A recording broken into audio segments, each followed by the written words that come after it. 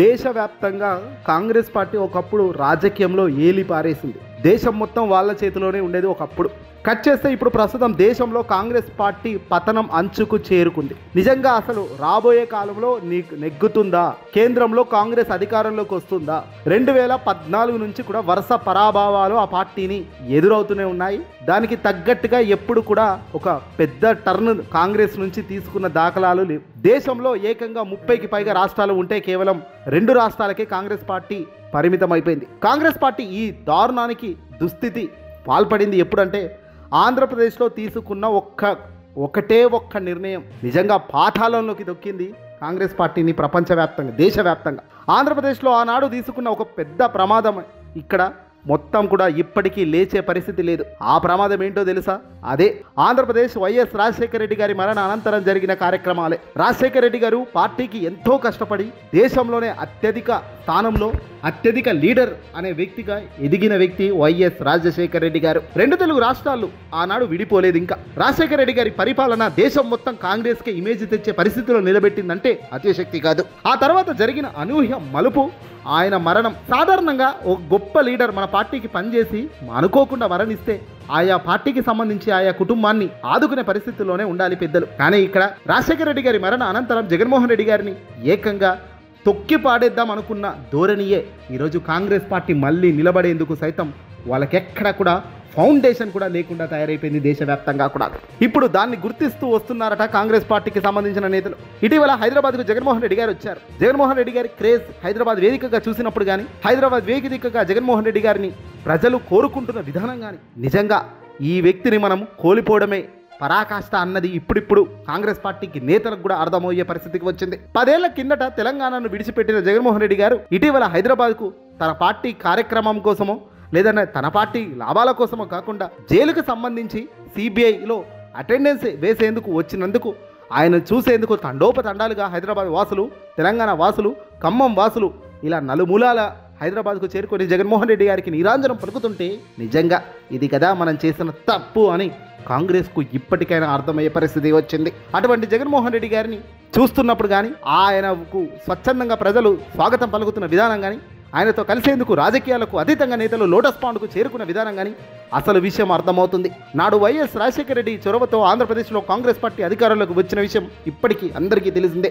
జాతీయ స్థాయిలో సైతం అధికారంలోకి రాగలిగింది రాజశేఖర రెడ్డి గారి పుణ్యమానే. ఆ credit one and only YS Rajasekhara Reddy గారిదే.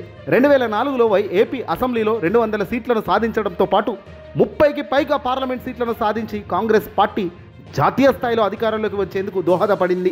ఆ సమయంలో అదే కాంగ్రెస్ పార్టీ 10 ఏళ్ల తర్వాత అదే మహానేత రాజశేఖర రెడ్డి గారి కుమారుడికి జగన్మోహన్ రెడ్డి గారి పుణ్యమా అని ఆంధ్రప్రదేశ్లో తుడిచిపెట్టుకుపోయింది. ఇప్పుడు కాంగ్రెస్ పార్టీ అంటే ఆంధ్రప్రదేశ్లో అసలు నిలదొక్కునే పరిస్థితే లేదు. రాజశేఖర రెడ్డి గారి అకాల మరణంతో జగన్మోహన్ రెడ్డి గారికి కాంగ్రెస్ పార్టీలో ఎన్నో రకాల అవమానాలు ఎదురయ్యాయి. రాజశేఖర రెడ్డి గారి రెక్కల కష్టంతో త్రిముఖ పోటీలో సైతం కాంగ్రెస్ పార్టీ నిలబడగలిగింది 2009లో. అలాంటి వ్యక్తిని, అలాంటి అవకాశం ఉన్న రాజకీయంగా గొప్ప స్థానంలో పార్టీ నిలబెట్టిన వ్యక్తి కుటుంబాన్ని తొక్కడంలోనే కాంగ్రెస్ విజయం సాధించిందని అప్పుడు మురిసిపోయారు. కానీ వాళ్ళు చేసిన తప్పులు ఇప్పుడిప్పుడు వెలుగులోకి వస్తున్నాయి. అటువంటి రాజశేఖర రెడ్డి గారి చనిపోతే ఆయా కుటుంబానికి అండగా నిలవలసిన కాంగ్రెస్ అధినాయకత్వం నిర్లక్ష్యం చేయడమే కాదు, జగన్మోహన్ రెడ్డి గారిపై ఏకంగా అక్రమ కేసులు పెట్టి 16 నెలల పాటు జైలుకు కూడా పంపించేదానికి ఆ రోజు పూనుకుంది. ఈ దెబ్బ ప్రతి కాంగ్రెస్ కార్యకర్తను కదిలించేసింది. కాంగ్రెస్ పార్టీలో ఉండి కష్టపడి ఏళ్లకేళ్ళు జీవితం దారబోసి అధికారంలోకి తీసుకొచ్చిన ఒక రాజకీయ కుటుంబానికి సంబంధించిన వ్యక్తినే ఇంత చిన్న చూపు చూసిన ఈ వ్యక్తులు నిజంగా వీళ్ళు మనుషులేనా అనే పరిస్థితికి వచ్చింది. చివరకు జగన్మోహన్ రెడ్డి గారు వీళ్ళను ఎదిరించి తాను సొంతంగా పార్టీ పెట్టుకొని ఆ పార్టీలో కష్టాలు నష్టాలు వచ్చిన దిగమింగుకొని ఏకంగా 2019 అధికారంలోకి రావడం చూడడం నిజంగా కాంగ్రెస్ పార్టీకి నిజంగా తడిసిపోయింది. ఏకంగా 151 సీట్లతో ఘన విజయం సాధించిన జగన్మోహన్ రెడ్డి గారు ఆ తర్వాత ఈ 5 ఏళ్ళు ఏకంగా వెనక్కు తిరగకుండా రాజకీయంలో ముందుకు అడుగులు వేశారు. ఇది జగన్ పరిపాలన అంటే అనిపించేలా తన క్రేజ్ను చూపించగలిగారంటే అతిశక్తి కాదు. 5 ఏళ్ళలో తాను ఏకంగా సంక్షేమంలో జగన్మోహన్ రెడ్డి గారు తన తండ్రి అడుగుజాడల్లో కాకుండా ఏకంగా తండ్రి ఒక అడుగు ముందుకేస్తే తాను పేదల కోసం 10 అడుగులు ముందుకేస్తూ వెళ్ళిన విధానం ఎంతో ఇన్స్పైరింగ్ అనిపించింది. జగన్మోహన్ రెడ్డి గారు కాంగ్రెస్ పార్టీకి వదిలే మంచి పని చేశాడు. తన పొటెన్షియల్ ఏంటో తనకు తెలుసు కాబట్టి ఈరోజు నిలబడగలిగారు. తన పార్టీని దేశంలోనే అగ్రస్థానంలో 4వ పార్టీగా, లార్జెస్ట్ పార్టీగా వైఎస్ఆర్సీపీ పార్టీని ఈరోజు నిలబెట్టగలిగారు. దేశంలో రాష్ట్రంలో అన్ని రాష్ట్రాల్లో నెంబర్ 1 పార్టీగా నిలబెట్టే లక్ష్యంగా తన పని ఉందని కూడా ఈ సందర్భంగా చెప్పక తప్పదు. అడ్డగోలుగా ప్రచారాలు చేసిన, అడ్డగోలుగా తనపై ఎంత మార్క్ రాజకీయం చేసినా, చంద్రబాబును అడ్డం పెట్టుకుని రాజశేఖర రెడ్డి గారిపై బురద జల్లిన, చివరకు రాజశేఖర రెడ్డి గారి కుమారుడుగా జగన్మోహన్ రెడ్డి గారు తన స్టామినా ఏంటో చూపించి నిలదొక్కుని గెలిచారు. ఎన్ని గెలిచినా మళ్ళీ 2024లో ఓటమి పాలైన ఇప్పటికీ ప్రజల్లో ఆ క్రేజ్ తగ్గలేదు, తగ్గదు కూడా. 40% ఓటు బ్యాంకు కలిగిన ఏకైక పార్టీగా వైఎస్ఆర్సీపీ పార్టీ ఉంది. ఈరోజు ఆంధ్రప్రదేశ్ రాష్ట్రంలో అన్ని పార్టీలు ఒకవైపు ఉన్నప్పటికీ, అన్ని పార్టీలు ఒకవైపు జై కొడుతున్నప్పటికీ తన పార్టీ ఏంటో, తన స్టామినా ఏంటో ఇప్పటికీ చెప్పకనే చెబుతూ అడుగులు వేస్తున్నాడు. 3 పార్టీలు కలిసి ఉన్నప్పటికీ ఈరోజు జగన్ను చూస్తున్న ఆ 3 పార్టీలు భయపడుతున్నాయి అంటేనే ఆ స్టామినా ఏంటో అర్థమవుతుంది. ప్రజలకు కావాల్సిన క్రేజ్, ప్రజలకు ఇవ్వాల్సిన మద్దతు, ప్రజలకు చెందాల్సిన లాభాల విషయంలో వెనక్కు తగ్గని నైజాం ఈరోజు ప్రజలను ఆకట్టుకుంటుంది. ప్రజల కోసం ఎంత దూరమైన పోయే విధానానికి, ఆయన క్యారెక్టర్కి ప్రజలు ఫిదా అవుతున్నారు తప్ప మరొకటి కాదు. వ్యక్తిత్వం అన్నిటికంటే గొప్పది.